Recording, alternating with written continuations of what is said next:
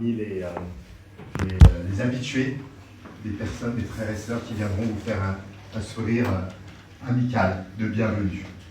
Alors là, on va passer au temps de prédication, donc je précise un peu pour ceux qui seraient visiteurs non chrétiens parmi nous, des visiteurs. Voilà, on a un temps où on reste sur un extrait de la Bible et on essaie, avec l'aide de Dieu, de comprendre le sens de ce passage biblique.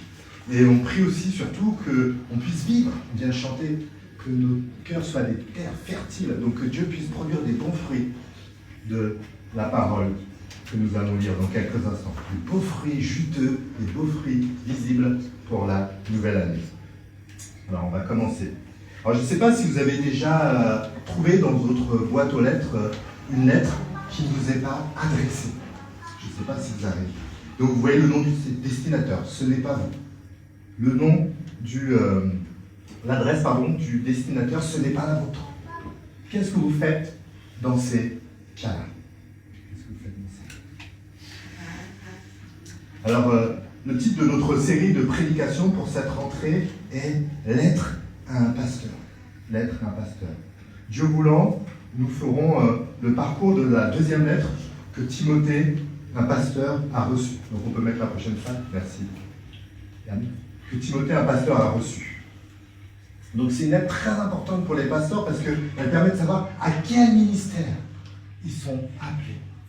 Donc les pasteurs, on va lire ça, méditer ça avec attention pour voir comment Dieu veut qu'on avance et qu'on progresse dans notre ministère.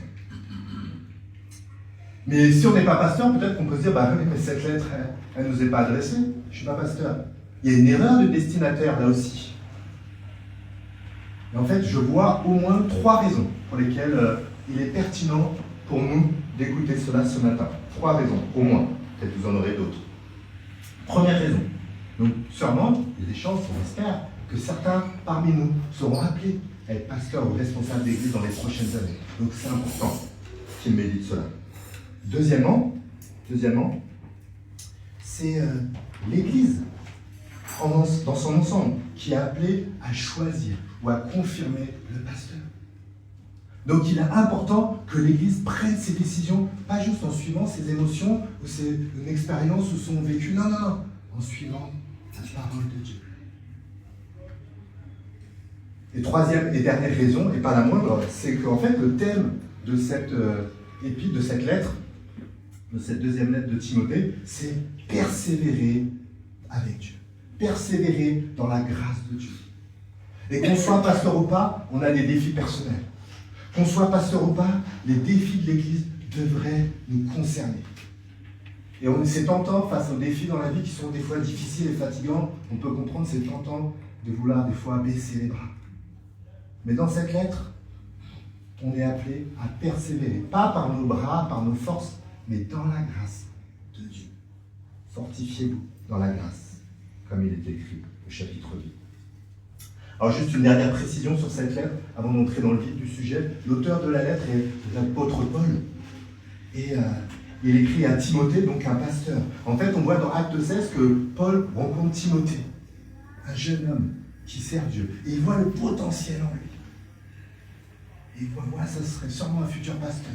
Et il accompagne Timothée, et ensemble, ils œuvrent ensemble. Il fait comme un espèce de parrainage spirituel auprès de Timothée.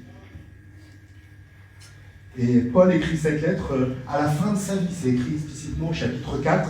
Il est en prison, c'est aussi écrit explicitement. Donc c'est pas un moment facile pour lui.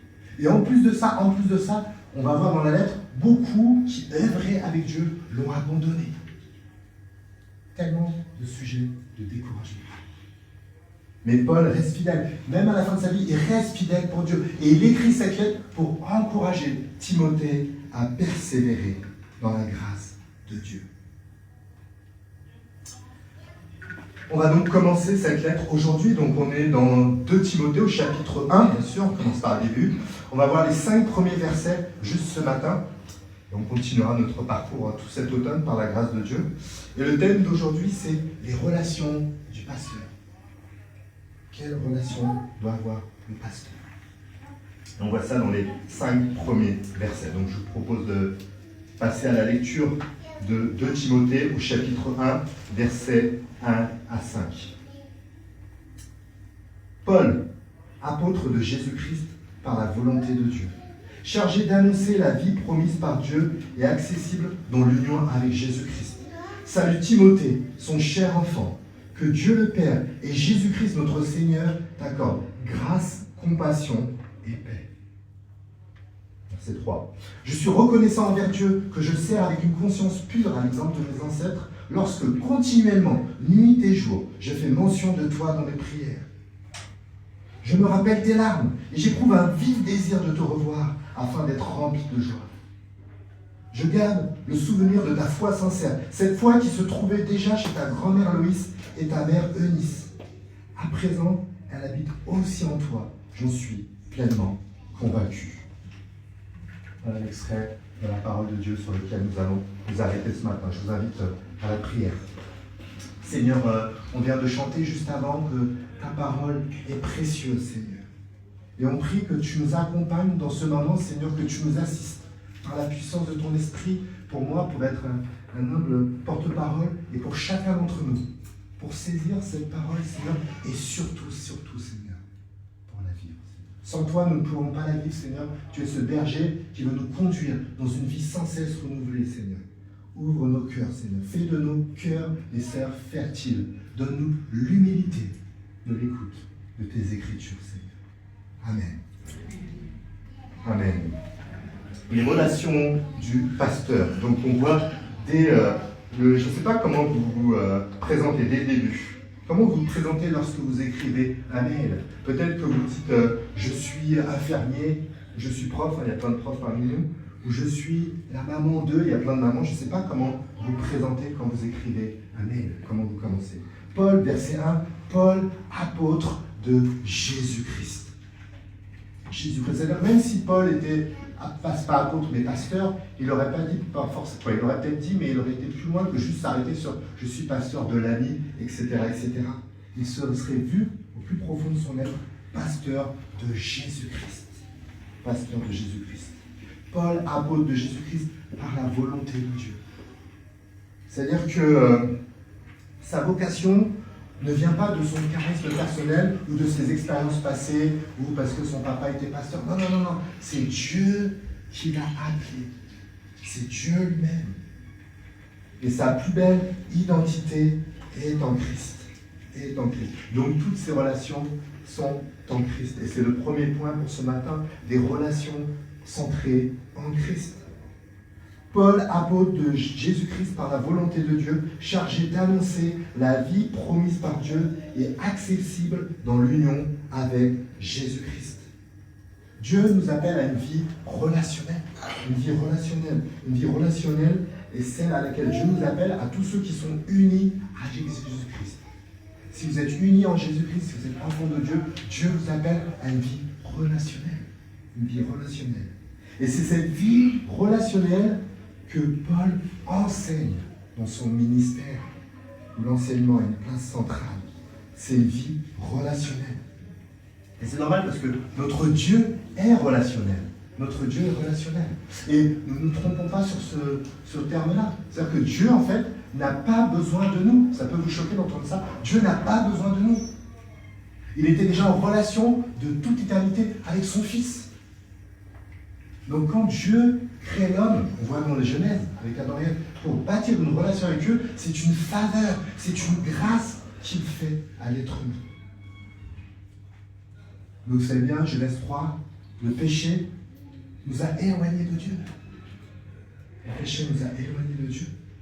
Et on voit tout, même dans Genèse 3, Adam qui dit, c'est la femme que tu as amenée, que tu m'as donnée, c'est la femme. Le péché a même brisé nos relations humaines. Mais tout au long de l'Ancien Testament, on voit Dieu qui commence son processus de restauration relationnelle.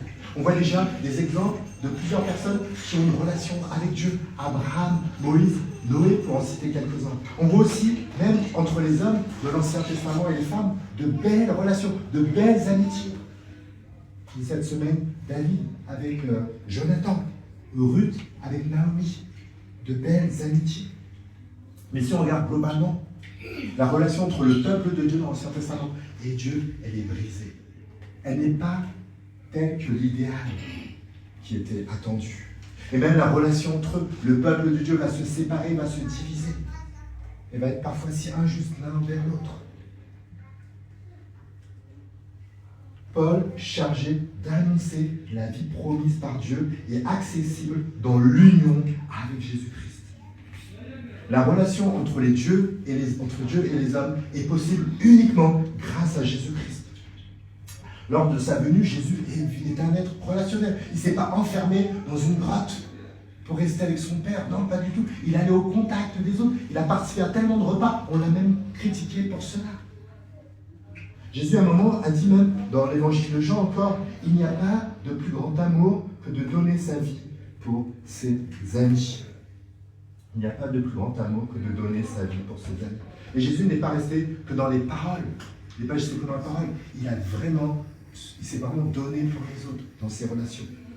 Il est mort à la croix pour nous. Il a payé à la croix pour toutes les trahisons que nous avons faites envers Dieu, parce que tous nos péchés sont des trahisons envers Dieu. Il n'y a que lui qui pouvait effacer l'ardoise qui nous coûtait devant Dieu. Il n'y a que lui qui a pu le faire. Et ainsi nous ramener en Dieu. Et pour ceux qui croient en Jésus-Christ parmi nous, nous sommes nombreux, ceux qui ont mis leur confiance en ce qu'il a fait, nous avons été restaurés et intégrés à cette relation avec Dieu que nous avons chantée à maintes et maintes reprises ce matin.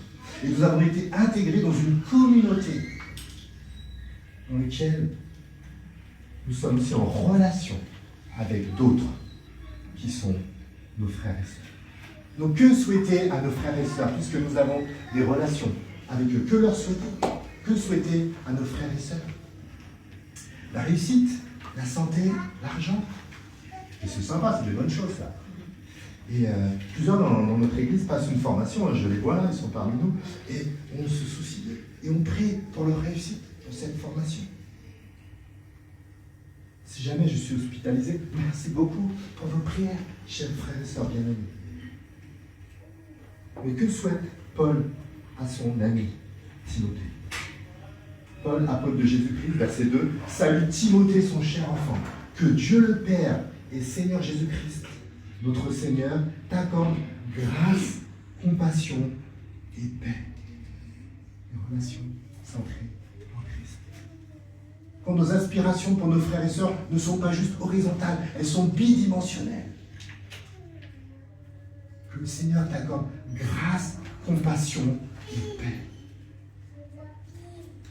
Sans la grâce de Dieu, comment être réconcilié avec Dieu? Comment vivre cette belle relation que nous avons chantée ce matin? C'est impossible. Sans la compassion de Dieu, comment peut-il être proche de nous quand nos cœurs sont brisés et désemparés? Une fois, un cher frère dans notre église avant disait souvent, comment être en paix si on est dans la galère? C'est vrai, si on a des difficultés, comment être en paix? Et c'est logique. C'est logique. C'est logique. Mais la paix de Dieu dans la Bible est appelée, elle dépasse le raisonnement humain. La paix de Dieu amène même quelqu'un comme Paul qui est en prison, qui est à la fin de sa vie, qui est trahi par des collaborateurs dans l'Évangile, de garder confiance en Dieu et d'appeler son ami Timothée à vivre cette paix, la paix de Dieu. Même si on n'est pas croyant, même si on a un ami qui n'est pas croyant, même si on n'est pas croyant, qu'est-ce que ça change pour nous d'avoir 50 000 € de départ si on meurt ce soir sans connaître Jésus-Christ? Les relations centrées sur Jésus-Christ. Alors peut-être certains d'entre nous, ouais, les relations c'est sympa, c'est très bien, mais il faut aussi s'engager pour Dieu. Il faut aussi s'engager pour Dieu, c'est important. Et le verset 3 nous dit, Paul écrit, « Je suis reconnaissant envers Dieu, que je sers avec une conscience pure, à l'exemple de mes ancêtres. » Je sers avec une conscience pure. Donc Paul est engagé. Donc déjà, ceux qui mettent des oppositions entre engagement et relation, pour Paul, ça n'a aucun sens. Pour Jésus non plus, il s'est donné, il s'est engagé pour nous, et il était relationnel. Ça n'a aucun sens. L'engagement pour Dieu, l'engagement de Paul, n'empêche pas de vivre des relations chaleureuses. Et ça, c'est notre deuxième point à partir des versets 3 et 4, des relations chaleureuses. Le chaleur, le relationnel. Alors certains sont plus relationnels que d'autres, voilà, mais c'est pas ça qui doit nourrir des relations centrées sur Christ. Pour ceux qui sont plus relationnels parmi nous, ce n'est pas notre attitude personnelle, notre personnalité qui doit être la base de ces relations que nous évoquons ce matin. Et pour ceux qui sont moins relationnels, Dieu les appelle à aller de l'avant, pas juste par des efforts comportementalistes, c'est autre chose qui va nourrir cette chaleur. C'est Dieu lui-même, à travers la prière.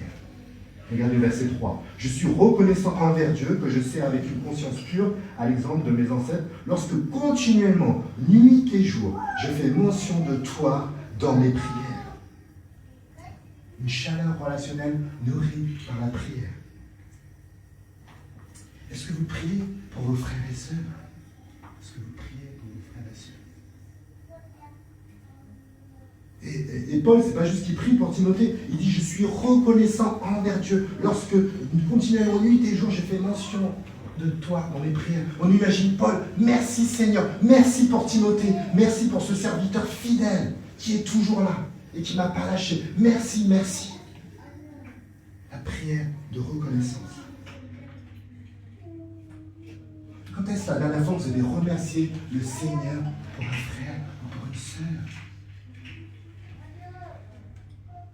Priez pour lui, bien sûr, pour ses besoins, mais le remercier. Merci Seigneur pour sa présence auprès de lui. Et priez pour lui, oui, pour que Jésus lui accorde la grâce, la compassion et la paix. Quand est-ce qu'on fait ce genre de prière pour nos frères et sœurs? Des relations chaleureuses, oui, mais centrées sur Christ. Et on peut noter, même d'ailleurs dans le passage, Paul dit, lorsque je fais continuellement, nuit et jour, je fais mention de toi dans mes prières. La nuit et jour, ça peut dire 24 sur 24 au sens littéral, mais ça montre l'idée d'une intensité de prière. Intensité de prière pour nos frères et sœurs, pour nourrir cette chaleur. Et si le seul moment où on prie, c'est le dimanche matin avec nos frères et sœurs, c'est déjà bien, mais ça ne va pas être intense. Ça ne va pas être puissant. Et dans 8 jours, justement, nous aurons une semaine de prière. Et on veut y associer un temps de jeûne pour que vivre quelque chose de plus intense, de plus profond, spirituel. Et que Dieu puisse développer des choses plus fructueuses dans nos relations et dans notre Église. Des relations centrées sur la Christ échelle. Et des fois, quand on parle de chaleur, on va parler aussi des émotions. Des émotions. Et souvent, il y a deux écueils aussi. Un peu comme des fois, on oppose l'engagement et les relations, comme on a dit. Des fois, face aux émotions, il y a deux écueils. Il y a ceux qui des fois, c'est de se laisser entraîner que par ces émotions. C'est nos émotions qui dirigent tout ce qu'on fait, ce qu'on dit. Et l'autre écueil, c'est justement, à cause de ça, on est fermé aux émotions. En tant que chrétien, il ne doit pas avoir émotion. Les émotions, c'est mal. En fait, les émotions font partie des relations. Elles font partie de la vie. Elles ne doivent pas juste être au centre de notre vie. Christ doit être au centre. Et Paul est à l'aise pour parler de ses émotions à partir du verset 4, où il dit « Je me rappelle, les émotions et les émotions de Timothée, je me rappelle tes larmes, et j'éprouve un vif désir de te revoir afin d'être rempli. » Paul a été là lorsque son ami Timothée est passé par des moments difficiles. Le Proverbe 17, verset 17 encore, dit « L'ami aime en tout temps, dans le malheur, il se montre un frère. »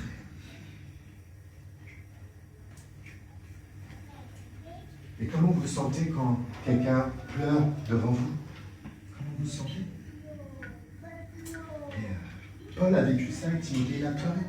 Ça faisait partie du cheminement. Ça faisait partie du cheminement de relations chaleureuses, fraternelles, dans une église. Des fois, on n'aime pas quand quelqu'un pleure, on est dérangé, et on veut que ça s'arrête, et des fois, c'est par compassion, et c'est bien, c'est super. Et des fois, c'est parce qu'on est dérangé. On est dérangé, quelqu'un pleure. Et des fois, même, ça arrive, quelqu'un, vous parlez avec quelqu'un, et il est ému, chrétien ou pas chrétien, il est ému, à un moment il pleure, et il dit excuse-moi. Et tu vois, mais pourquoi on s'excuse de pleurer? Pourquoi on s'excuse d'être ému, d'être touché? Paul ne demande pas à Timothée d'être s'excuser de ses larmes. Elle faisait partie de son parcours. Nous n'avons pas le rêve insensé de vouloir que personne ne pleure devant nous. Nous avons plutôt l'ambition d'être aussi présents lorsque les autres passent par des moments difficiles. Des relations chaleureuses. Alors, des relations chaleureuses, c'est pas que les larmes, heureusement, merci Seigneur, parce que Paul dit à la fin du verset 4, « J'éprouve un vif désir de te revoir, afin d'être rempli de joie. » D'être dans la présence de Timothée, il veut le revoir. Et des fois, des chrétiens font des célébrations en ligne. Et c'est que ça. Et en ligne, il y a des bonnes choses, il y a des choses, il y a des bonnes choses aussi. Mais vivre que des célébrations en ligne, ce n'est pas ce que Dieu nous appelle à vivre. C'est des relations en présentiel aussi. Aussi, forcément, ça doit avoir notre place. Paul écrit à Timothée, « J'éprouve un vif désir de te revoir afin d'être rempli de joie. » Wow. On se met à la place de Timothée. Imaginez que quelqu'un vous écrit ça. « J'ai un vif désir de te revoir afin d'être rempli de joie. » Ça me ferait chaud au cœur. Est-ce que vous avez déjà écrit ça à quelqu'un? J'ai envie de te voir. Tu me manques. Quand est-ce qu'on te revoit?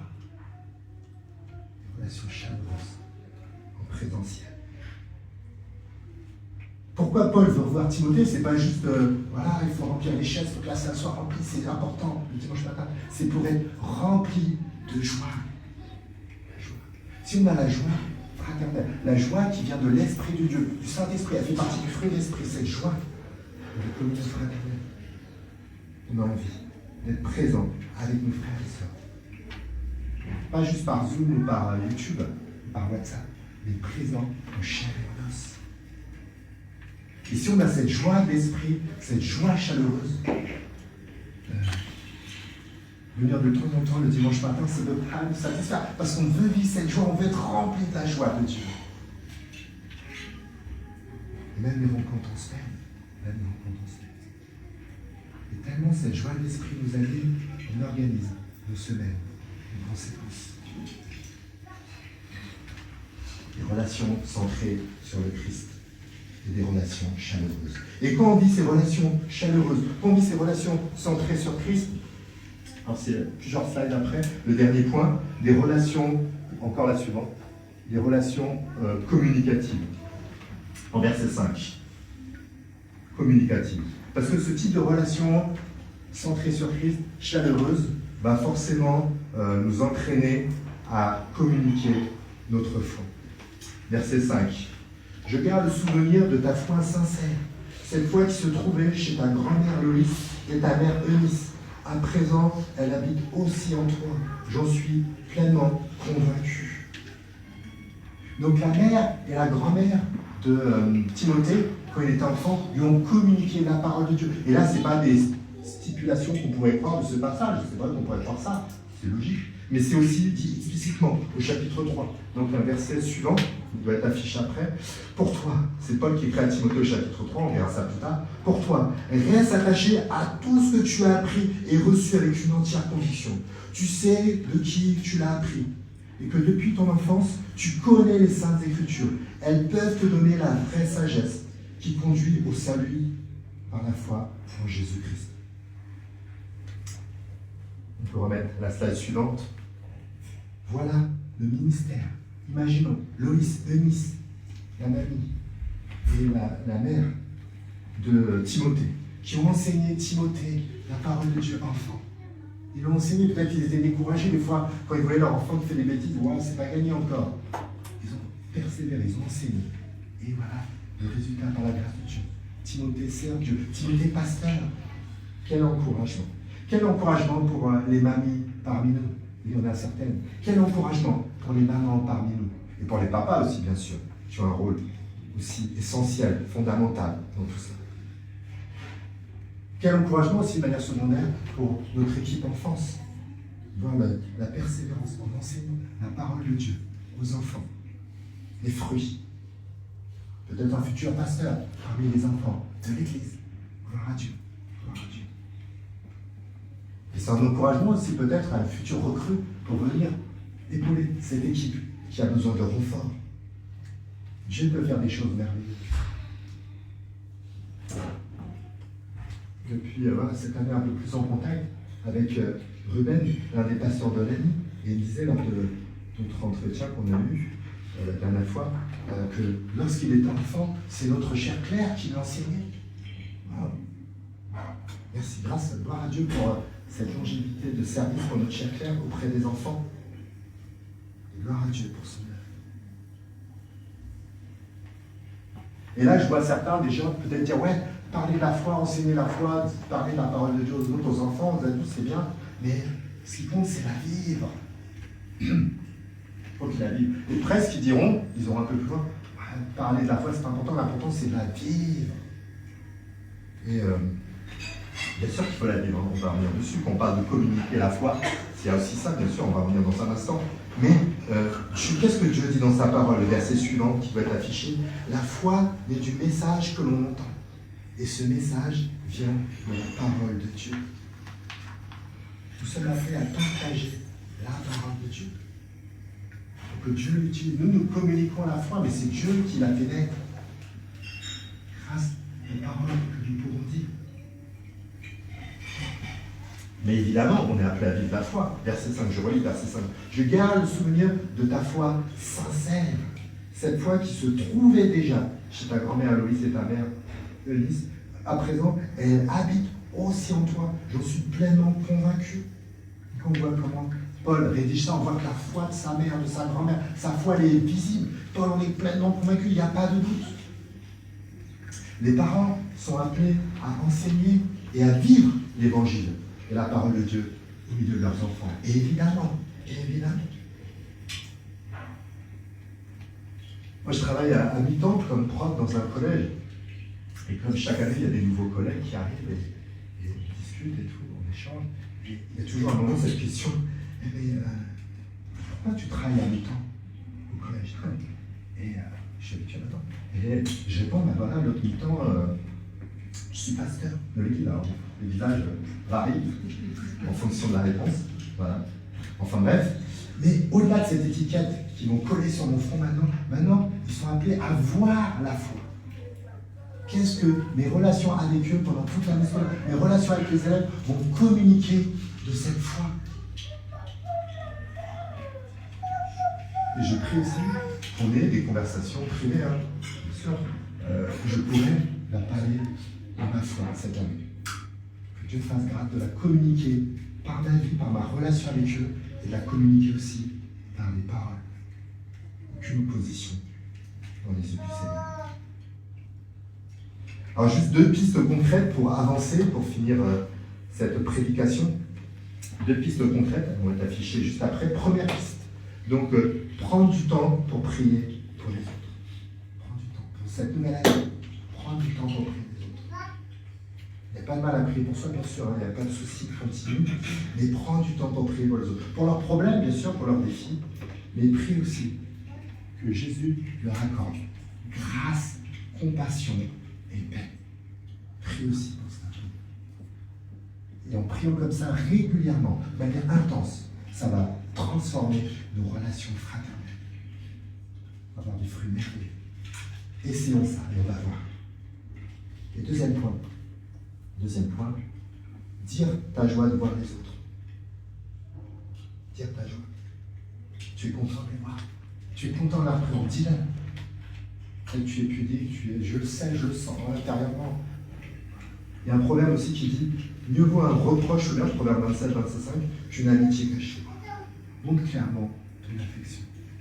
Dis ces paroles positives qui viennent du Seigneur. Et là aussi, ça va transformer nos relations. Les relations centrées sur Christ. Prions.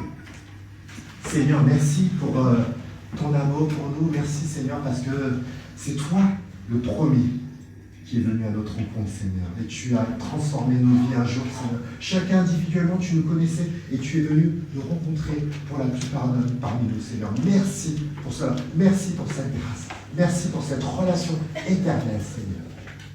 Nous voulons la vivre. nous faire avancer, Seigneur, grâce à toi, Seigneur. Et nous voulons vivre ces relations les uns avec les autres, Seigneur. Centrées sur toi, Seigneur, chaleureuses, et qui communiquent d'une foi. Entre nous, entre frères et sœurs aussi, mais aussi dans ce monde de solitude, dans ce monde qui peut être parfois froid, Seigneur, que nous puissions être des potents indicateurs qui communiquent le Dieu merveilleux que tu es. Amen. Amen. On va passer au repas du Seigneur, qui est aussi un repas qui est pour tous ceux qui ont été intégrés à la famille de Dieu, uniquement pour eux, pas parce qu'ils sont meilleurs, bien au contraire, c'est parce que justement, nous avons